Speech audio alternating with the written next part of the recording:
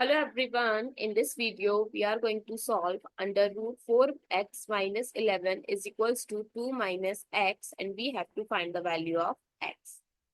So under root 4x minus 11 is equals to 2 minus x. Now if I'll do squaring both sides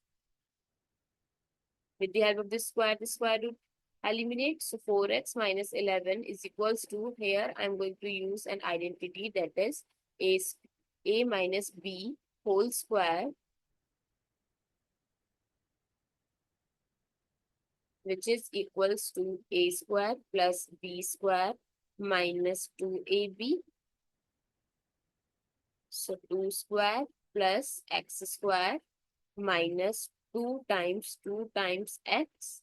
So 4x minus 11 is equals to 4 plus x square minus 4x.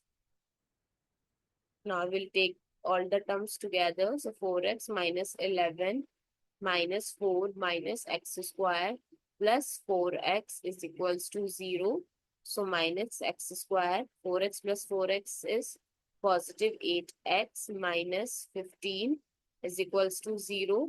Now if I'll take negative sign common from the equation, so equation becomes x square minus 8x plus 15 is equals to 0.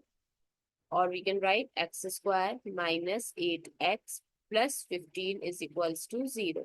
Now it's a quadratic equation, so we can write this negative 8x as negative 5x negative 3x plus 15 is equals to 0. Now from first two term, if I'll take x as common, x minus 5, and from next two term, if I'll take minus 3 as common, x minus 5 is equals to 0. Now, if we take x minus 5 as common, x minus 3 is equals to 0. So, these are the two factors to find out the solution. Put the factor is equals to 0. So, x minus 5 is equals to 0. X is equals to 5. Similarly, x minus 3 is equals to 0.